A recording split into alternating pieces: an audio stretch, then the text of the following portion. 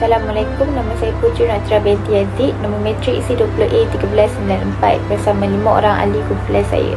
Hari ini kami akan membentangkan subjek pilihan kami, iaitu reka bentuk seni tradisional yang kami kaitkan dalam falsafah ilmu.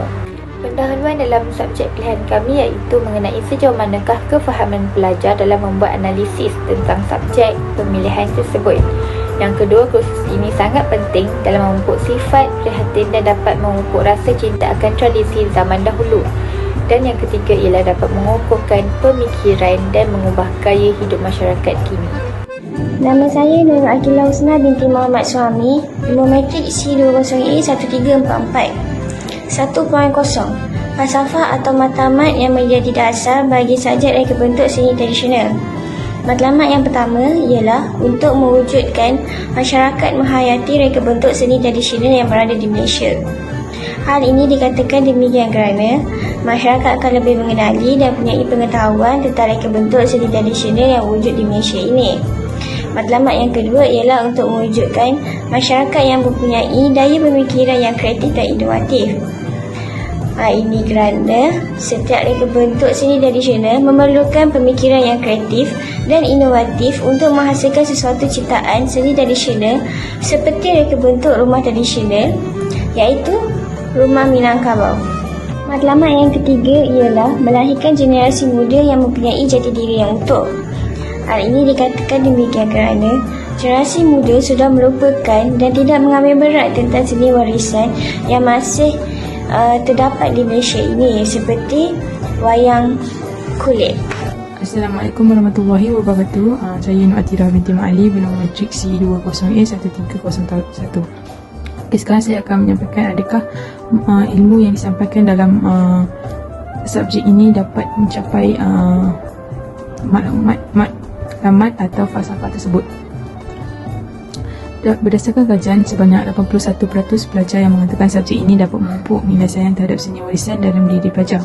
Disebabkan seni warisan yang semakin dilupakan oleh generasi sekarang, dikatakan subjek ini dapat memberitahu betapa berharga dan pentingnya sesuatu warisan itu bagi sesebuah negara dan perlu dijaga dengan rapinya.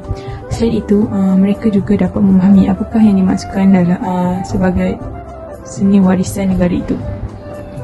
Dengan adanya subjek ini juga, seni kebudayaan dapat dikekalkan kerana ianya menunjukkan keunikan di negara kita yang tiada di negara lain. Contohnya budaya seni tarian kita yang berbeza yang perlu dikekalkan sampai bila-bila, seperti tarian Mak Yong, Zapin dan Kuda Kepang. Seterusnya ialah menunjukkan peratus pelajar yang berpuas hati mempunyai peratusan yang paling tinggi terhadap minat dalam penerangan yang diterangkan dalam kandungan subjek ini. Hal ini demikian kerana subjek ini mengandungi penerangan kepada seni-seni tradisional yang terdapat di Malaysia yang dapat menarik minat para pelajar untuk mengetahui lebih banyak tentang reka bentuk seni yang kebanyakannya belum pernah mereka terkait atau jumpa oleh zaman mereka. Penerangan yang dijelaskan mengandungi banyak tentang sejarah bagaimana reka bentuk sesuatu seni itu dihasilkan atau terjadi dan melahirkan perasaan ingin tahu yang tinggi dalam kalangan para pelajar. Dengan ini, para pelajar akan lebih tertarik untuk mengkaji dan menganalisis asal-usul sesuatu seni reka bentuk tradisional ini yang wujud dalam kalangan masyarakat Malaysia. Selain itu, menunjukkan hampir 80% pelajar yang berpuas hati dengan hasil pembelajaran daripada subjek reka bentuk seni tradisional ini. Perkara ini berlaku kerana subjek ini mengandungi pengenalan kepada pelbagai sejarah seni tradisional dan reka bentuk seni tradisional secara ringkas, padat dan mudah difahami oleh mereka. Melalui penjelasan ini juga, subjek tersebut dapat menjadikan pelajar lebih berpengetahuan tentang banyak seni reka bentuk tradisional. Contohnya mereka berpeluang mengetahui bagaimana reka bentuk rumah-rumah tradisional seperti rumah Minangkabau yang dari Negeri Sembilan dan rumah Panjang dari Sarawak.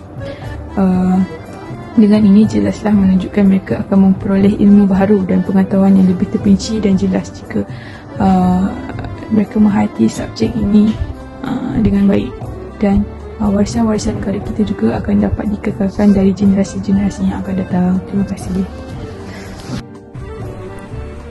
saya Nurul Syuhada binti Zubaidi. Nama matrik saya C20E1373. Saya akan menerangkan nilai ilmu daripada sudut individu, masyarakat dan lain-lain. Pemupukan nilai ilmu untuk individu, masyarakat dan negara sangat penting untuk membentuk sesebuah masyarakat yang majmuk dan dapat membina sesebuah negara yang harmoni. Nilai ilmu dalam individu pula, nilai ilmu dapat membentuk seseorang itu menjadi lebih baik dari segi etika, akhlak seseorang itu dan dapat melahirkan individu yang bertanggungjawab dan beretika. Manakala nilai ilmu dalam masyarakat pula dapat mengeratkan perpaduan masyarakat majmuk di negara, secara tidak langsung dapat melahirkan keamanan, keadilan dan kesejahteraan yang berterusan di negara.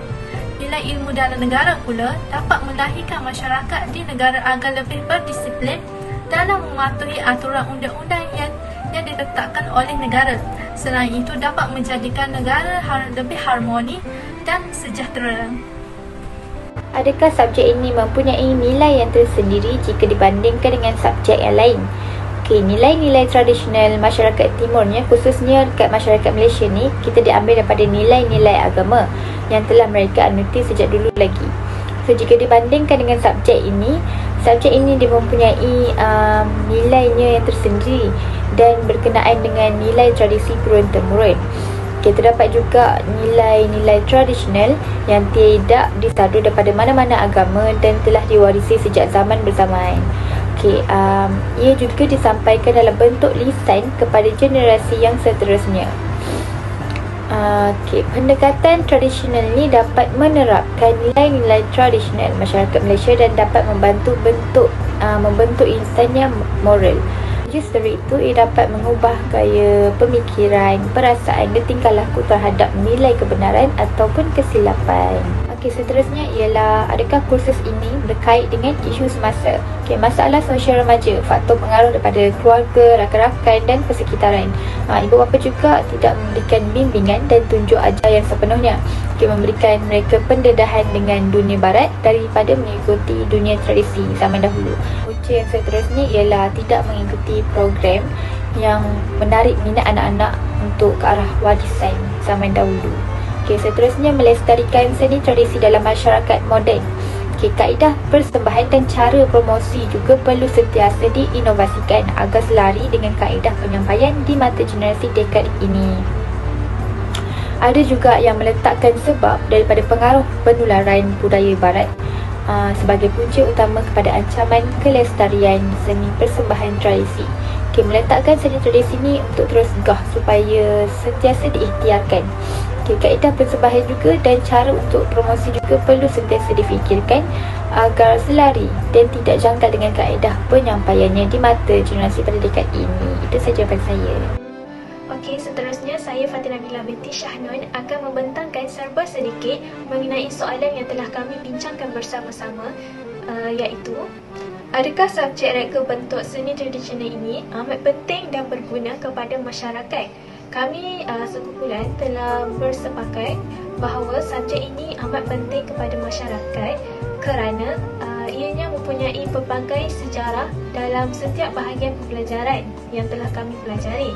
Bukan itu sahaja, dalam mempelajari subjek ini terdapat pelbagai perkara bukan sahaja dari segi pakaian tradisional, malah ia juga terdapat tempat bersejarah, alatan dapur tradisional dan sebagainya yang dapat kami pelajari. Kemudian, ianya juga dapat memberikan penambahan ilmu kepada generasi sekarang dan generasi yang akan datang mengenai perkara-perkara yang terdahulu agar mereka tidak ketinggalan zaman. Seterusnya, ia juga dapat membuka mata generasi muda mengenai perubahan yang telah pun berlaku pada zaman dahulu dan zaman supermoden ini. Nama saya Puteri Azhar Sofia binti Nasra Mainin bernambakan matrik C20E1393. Bahagian saya ialah cadangan bagi penambahbaikan kursus reka bentuk seni tradisional. Yang pertama, kerajaan perlu mengadakan kursus atau bengkel bagi pensyarah subjek reka bentuk seni tradisional. Dapat meningkatkan kualiti pensyarah, contohnya dalam cara penyampaian syarahan kepada pelajar. Yang kedua, pensyarah. Pensyarah perlu menambah baik proses PDP supaya penyampaian pensyarah itu tidak membosankan. dapat meningkatkan kefahaman pelajar dalam subjek reka bentuk seni tradisional menggunakan teknik bercerita mengajar supaya dapat memberi perhatian ketika proses penelitian berlaku. Kesimpulannya, kursus reka bentuk seni tradisional ini amat penting bagi meningkatkan pengetahuan bagi setiap individu tentang seni tradisional. Hal ini dikatakan demikian kerana masyarakat pada zaman kini kurang pengetahuannya tentang seni tradisional. Hal ini secara tidak langsung dapat mengukuhkan jati diri masyarakat terutama golongan remaja. Oleh itu, kursus reka bentuk seni tradisional haruslah dikekalkan sebagai subjek pembelajaran. Sekian, terima kasih.